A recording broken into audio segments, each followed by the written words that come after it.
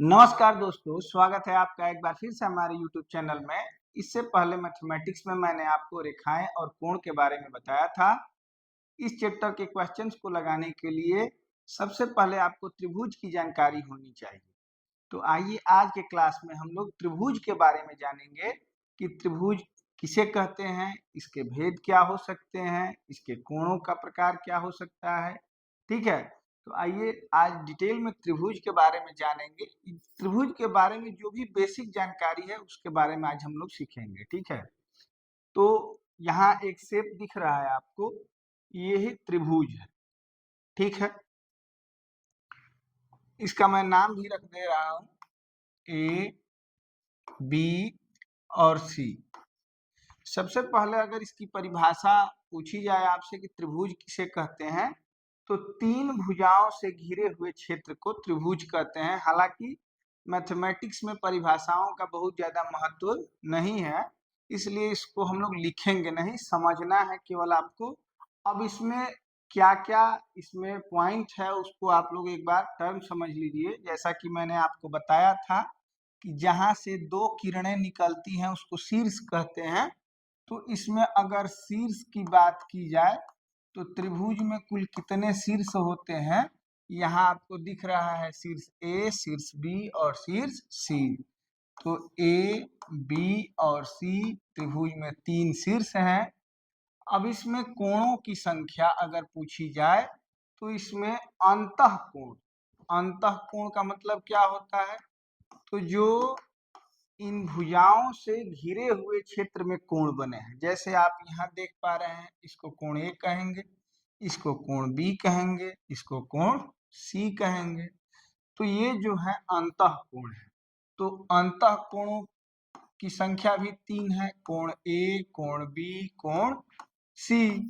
अब आप चाहें तो बाह्य कोण भी बना सकते हैं। जैसे यहाँ बाहर इस भुजा को अगर हम बढ़ा देते हैं, यहाँ बाहर इस भुजा को बढ़ा देते हैं और यहाँ बाहर इस भुजा को बढ़ा देते हैं, तो अब ये जो कोण बनेंगे ये बाह्य कोण बनेंगे। यहाँ पे देखिए बाह्य कोण ये है, ये भी बाह्य कोण है और ये भी कौन सा कोण है, बाह्य कोण है। मतलब इस घिरे हुए क्षेत्र से बाहर के कोण को बाह्य कोण कहेंगे। खैर अभी बात करते हैं अंतःकोणों की। तो इसमें तीन अंतःकोण हैं, ए बी, कोण ए, कोण बी और कोण सी। ठीक है, यहाँ पे मैंने पहले बी लिखा था, इसको अंदर वाले कोण को अंतःकोण कहते हैं। ठीक है, अब इसमें भुजाओं की बात अगर की जाए, मैं आपको वहां से बता रहा हूं, अब इससे बेसिक तरीके से कोई आपको नहीं पढ़ाएगा और इसको मैं एडवांस लेवल पे लेके जाऊंगा। जहां तक कॉम्पिटिटिव एग्जाम में प्रश्न पूछे जाते हैं वहां तक के प्रश्नों को मैं आपसे सॉल्व कराऊंगा। आप निश्चिंत रहिए और इस पूरे वीडियो को ध्यान से देखिए कॉपी और पेन के साथ। तो अब बात करते हैं भुजाओं के बारे में। तो भुजा भी इसमें तीन है। एक भुजा ये है, इसका नाम ए बी है। एक भुजा ये है जिसका नाम बी सी है और एक भुजा ये है जिसे ए सी या सी ए कह सकते हैं। तो तीन भुजाएं हो गई इसमें। अब बात करते हैं माध्यिकाओं की। तो माध्यिका किसे कहते हैं, देखिए ये शीर्ष है, ठीक है, और इसके सामने ये भुजा है। ठीक है, तो इस भुजा को हम लोग दो बराबर भागों में बांट देंगे। मान लीजिए कि ये भुजा 6 सेंटीमीटर की है। कितनी सेंटीमीटर, 6 से 8 सेंटीमीटर। मान लीजिए कि ये भुजा 8 सेंटीमीटर की है। तो 4 सेंटीमीटर एक तरफ और 4 सेंटीमीटर एक तरफ बांटने के बाद जो ये मध्य बिंदु प्राप्त होगा, अगर इसको हम इसके विपरीत शीर्ष से ले जाके टच कराएंगे तो इन दोनों को टच कराने वाली रेखा को हम लोग क्या कहेंगे, माध्यिका कहेंगे। मतलब कि किसी भी भुजा के मध्य बिंदु, मध्य बिंदु मतलब आधा आधा बांटने के बाद जो बिंदु प्राप्त हो रहा है, उस बिंदु से इसके विपरीत शीर्ष मतलब इसके सामने जो शीर्ष है, इसको टच कराने में जिस रेखा का निर्माण होगा उसको माध्यिका कहेंगे। तो इस प्रकार से हम देख सकते हैं कि इस त्रिभुज में तीन माध्यिकाएं भी होंगी। कितनी माध्यिकाएं होंगी, तीन माध्यिकाएं।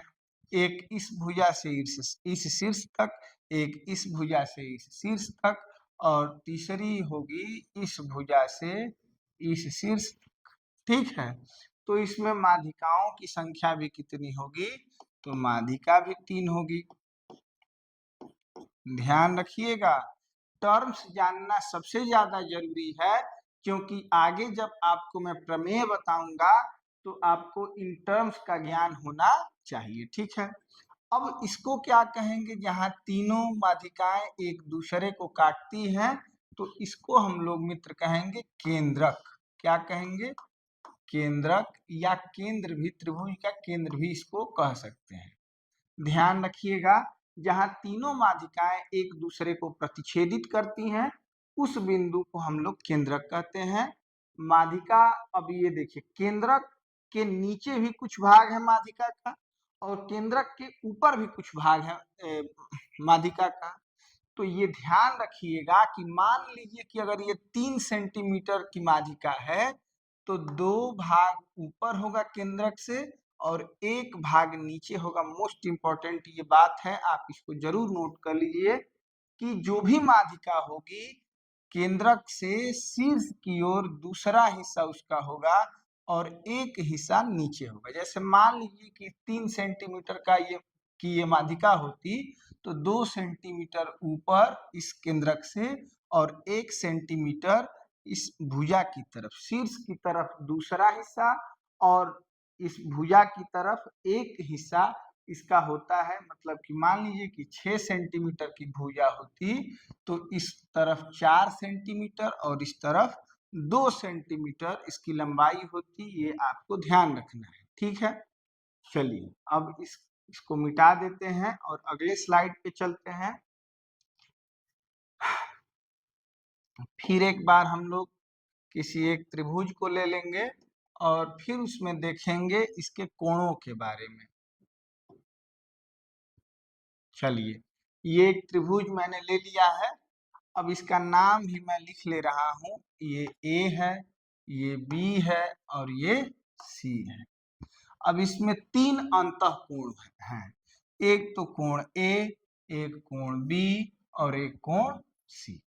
ठीक है, अब 3 अंतःकोणों का योग जनरली पूछ लिया जाता है कि त्रिभुज के तीनों कोणों का योग कितना होता है। तो ये उचित सवाल नहीं है, इस सवाल में मैं मतलब इसमें त्रुटि है। ठीक है, क्या त्रुटि है, अगर पूछा जाए कि त्रिभुज के तीनों कोणों का योग, तीनों कोणों का योग, कोणों का योग अगर पूछा जाए तो ये सवाल जो है ये गलत सवाल है। क्या पूछना चाहिए, सही क्या है, तो त्रिभुज के तीनों अंतःकोणों का योग, अंतःकोणों का योग ये पूछा जाना चाहिए। कोणों का योग, या ये पूछा जाना चाहिए कि त्रिभुज के तीनों बाह्य कोणों का योग, बाह्य कोणों का योग ये पूछा जाना चाहिए। क्योंकि इन दोनों क्वेश्चंस के जवाब क्या होंगे, अलग अलग होंगे, इसलिए ये दोनों क्वेश्चन अलग अलग तरीके से पूछे जाने चाहिए। सबसे पहले ये जान लेते हैं कि अंतःकोणों का योग कितना होता है। तो तीनों अंतःकोण, जैसे कोण ए, कोण बी और सी, कोण ए, कोण बी और कोण सी, तीनों को जोड़ देंगे तो हो जाएगा 180 अंश। लेकिन अगर बात करेंगे कि बाह्य कोणों का योग कितना होगा, तो ध्यान रखिएगा किसी भी बहुभुज का, चाहे वो त्रिभुज हो, चाहे चतुर्भुज हो, चाहे पंचभुज हो, चाहे खष्टभुज हो, सप्तभुज हो, कोई भी बहुभुज हो, तो उसके बाह्य कोण का योग होता है 360 अंश।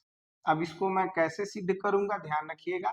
मान लीजिए कि इस कोण को हम 60 अंश मान लेते हैं, इसको 60 अंश मान लेते हैं और इसको 60 अंश मान लेते हैं। तो ये तो हो गया कि अंतः कोणों का योग 180 डिग्री हो जाएगा। अब बाह्य कोणों की बात अगर हम लोग करें तो यहाँ मैं इस भुजा को बढ़ा दे रहा हूँ।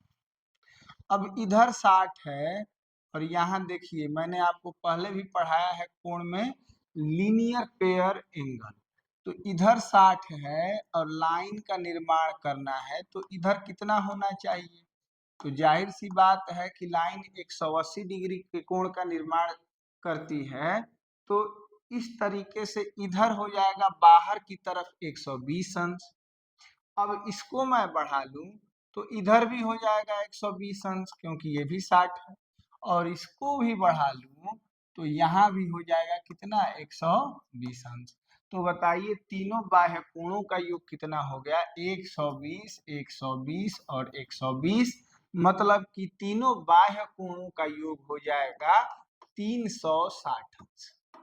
तो ये बात केवल त्रिभुज के लिए ही नहीं है, किसी भी बहुभुज के बाह्य कोणों का योग 360 अंश ही होता है। ध्यान रखिएगा, इससे बाहर दुनिया नहीं होती, इससे बाहर बाह्य कोण भी नहीं होते हैं, इससे ना अधिक ना इससे कम। ध्यान रखेंगे। तो आप जब भी किसी से पूछेंगे तो अंतः कोणों का योग अगर पूछेंगे तो 180 होगा, चाहे आपसे कोई पूछेगा तो। बाह्य कोणों का योग पूछेगा तो 360 अंश। और अंतः या बाह्य कोण की बात न की जाए, मतलब ये प्रश्न क्या है, गलत है। आई बात समझ में? चलिए आगे चलते हैं अगले क्वेश्चन पे। हाँ, अब त्रिभुज के निर्माण के लिए एक शर्त है। त्रिभुज के निर्माण के लिए शर्त के निर्माण के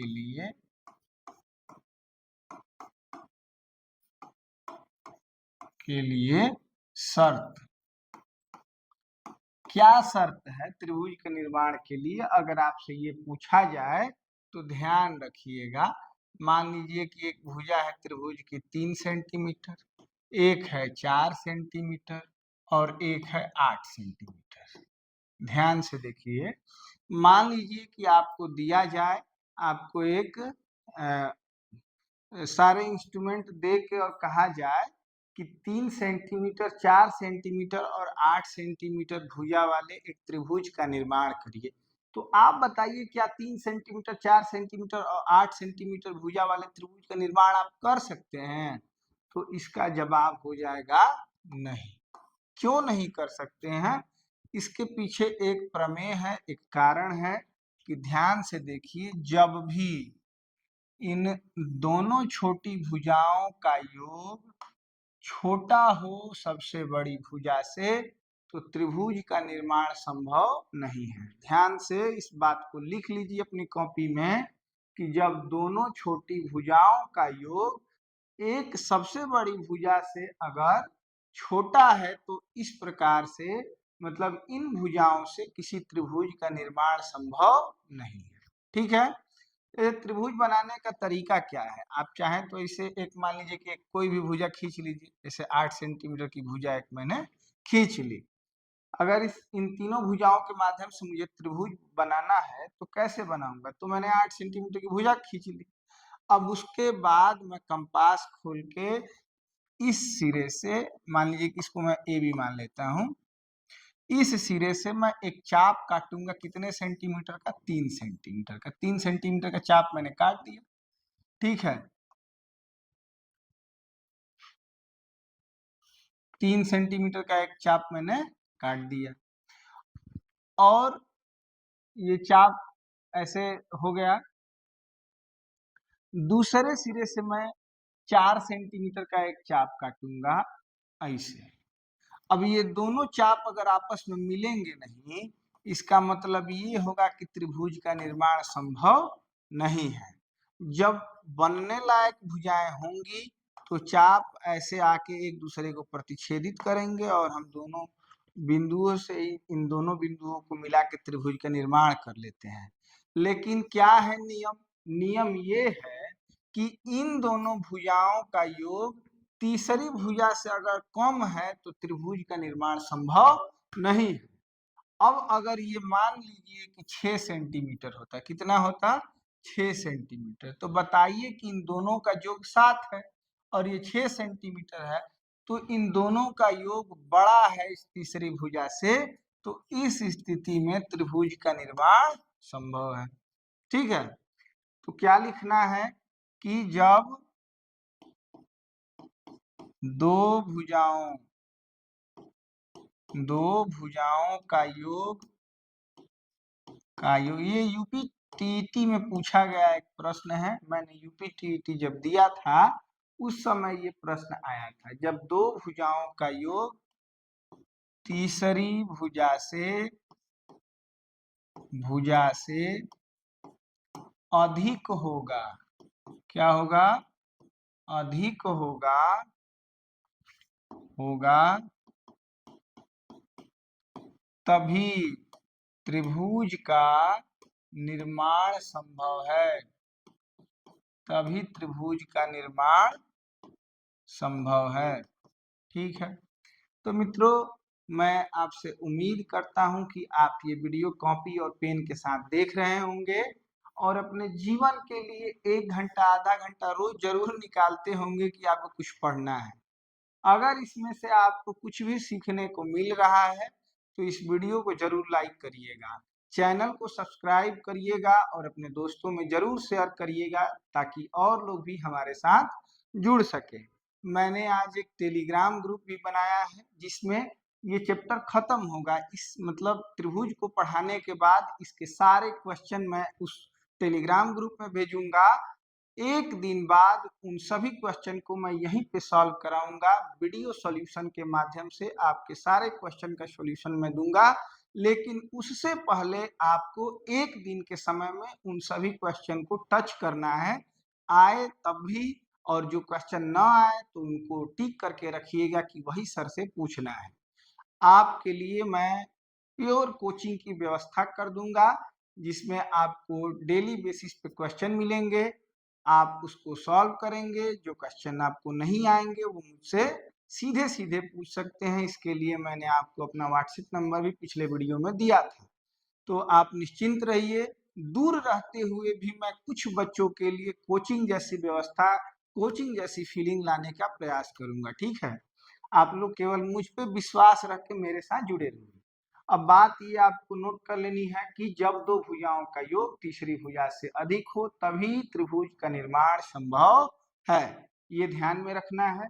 अब बताइए आप, अगर आपको ये बात समझ में आ गई है तो बताइए कि क्या इन भुजाओं से त्रिभुज का निर्माण संभव है कि नहीं। तो इसका जवाब हो जाएगा, देखिए इन दो छोटी भुजाओं का योग बड़ी भुजा से क्या है, अधिक। इन दो छोटी भुजाओं का योग बड़ी भुजा से क्या है, अधिक है। इस स्थिति में त्रिभुज का निर्माण संभव है। अब अगर ये बात पूछा जाए कि 3 सेंटीमीटर, ये 5 सेंटीमीटर और ये 10 सेंटीमीटर हो, तब क्या त्रिभुज का निर्माण संभव है। तो दोनों भुजाओं को जोड़ेंगे और इनका योग तीसरी भुजा से कम है, इसलिए इनसे इन भुजाओं से त्रिभुज का निर्माण संभव नहीं है। और इसमें जब दो छोटी यहाँ लगा लीजिएगा ताकि ये शुद्ध हो सके। ठीक है, छोटी भुजाओं का योग तीसरी भुजा से अधिक होगा तभी त्रिभुज का निर्माण संभव होता है। ठीक है, तो इतना आपको समझ में आ चुका होगा। अब चलिए आइए देखते हैं त्रिभुज का प्रकार। ठीक है,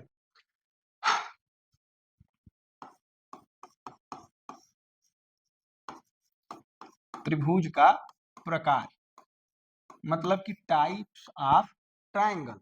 ठीक है, टाइप्स ऑफ ट्रायंगल। तो त्रिभुज को दो आधारों पे हम लोग बांटते हैं। ठीक है, त्रिभुज कितने प्रकार के हो सकते हैं इसको जानने के लिए दो आधार हैं। एक तो है भुजाओं के आधार पर, एक है भुजाओं के आधार पर त्रिभुज का भेद या प्रकार,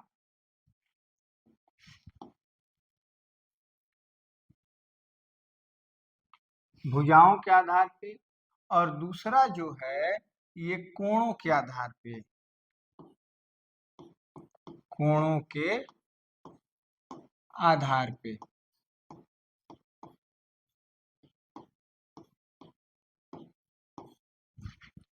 अगर कोई मित्र ये जानना चाहता है कि मैं किस भर्ती के लिए पढ़ा रहा हूँ, तो आप ये समझ लीजिए कि जहाँ भी जिस भर्ती में गणित की परीक्षा होती है उस सभी भर्ती के लिए मैं ये गणित पढ़ा रहा हूँ।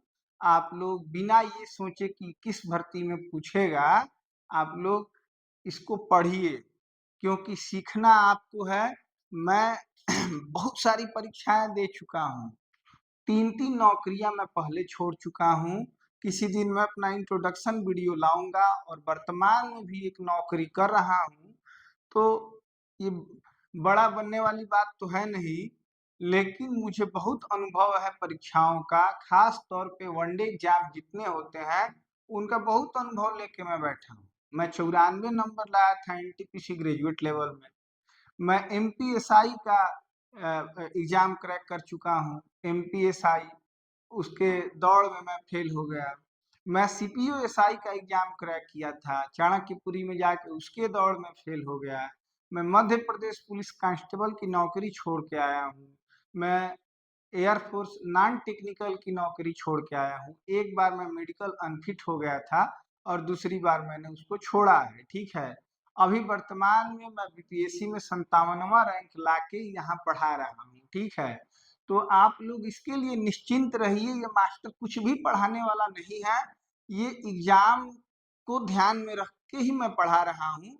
एनसीईआरटी बेस्ड इसको मैं बनाया हूँ। ये मैं आपको कक्षा 6 से उठा के 10 तक मिनिमम लेके जा रहा हूँ, क्योंकि जितने भी वनडे एग्जाम्स होते हैं, नॉन टेक्निकल जो भी एग्जाम होते हैं, वो क्लास 10 तक ही पूछे जाते हैं।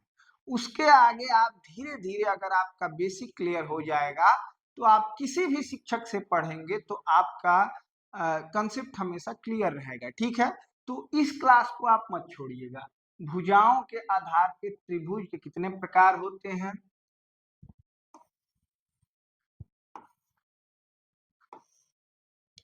भुजाओं के आधार पे 3 प्रकार के त्रिभुज होते हैं।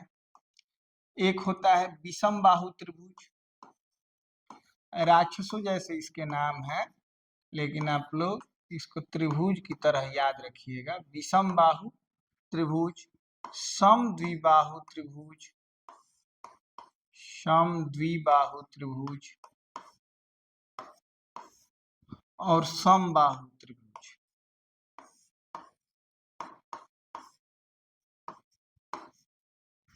ठीक है, विषम बाहु त्रिभुज, सम द्विबाहु त्रिभुज और समबाहु त्रिभुज। नाम से ही स्पष्ट है। विषम का मतलब होता है जिसकी जो बराबर ना हो। अब बाहु की भुजा, बाहु का मतलब होता है भुजा, भुजा मतलब कि ऐसा त्रिभुज जिसकी कोई भुजा बराबर ना हो, कोई भुजा बराबर न हो, बराबर न हो। ठीक है, इसको विषम बाहु त्रिभुज कहेंगे। सम द्विबाहु किसको कहेंगे? सम का मतलब होता है बराबर, द्वि का मतलब होता है दो, और बाहु का मतलब होता है भुजा। ऐसा त्रिभुज जिसकी दो भुजाएं आपस में क्या होती हैं? बराबर होती हैं। तो ऐसा त्रिभुज जिसकी दो भुजाएं क्या होती हैं? भुजाएं बराबर होती हैं। दो भुजाएं क्या होती हैं? बराबर होती है, उसको समद्विबाहु त्रिभुज कहते हैं।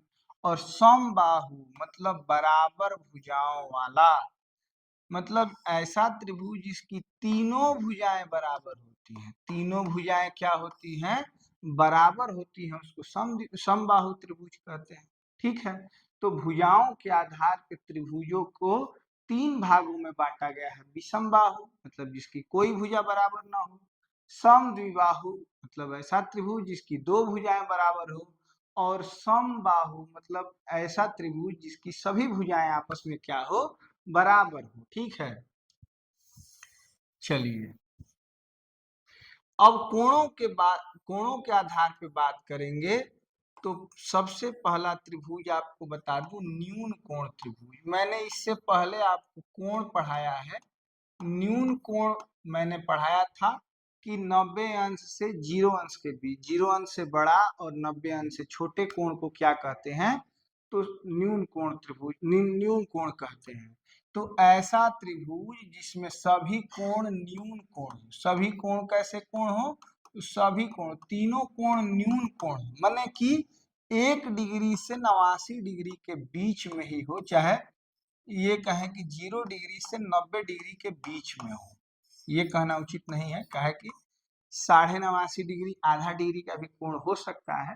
तो ये कहें कि 0 डिग्री से अधिक और 90 डिग्री से कम के कोण अगर किसी त्रिभुज में सभी होते हैं तो उसको क्या कहते हैं? न्यून कोण त्रिभुज कहते हैं। अब बात करेंगे हम लोग समकोण त्रिभुज की। समकोण त्रिभुज की, समकोण त्रिभुज क्या है? तो ऐसा त्रिभुज जिसमें एक कोण समकोण, एक कोण कैसा हो? समकोण हो। समकोण का मतलब होता है 90 डिग्री का। एक कोण कितने डिग्री का हो? 90 डिग्री का हो, उसको क्या कहेंगे? समकोण त्रिभुज कहेंगे। तो जाहिर सी बात है कि दोनों कोण न्यून कोण होंगे। दो कोण कैसे होंगे? न्यून कोण होंगे।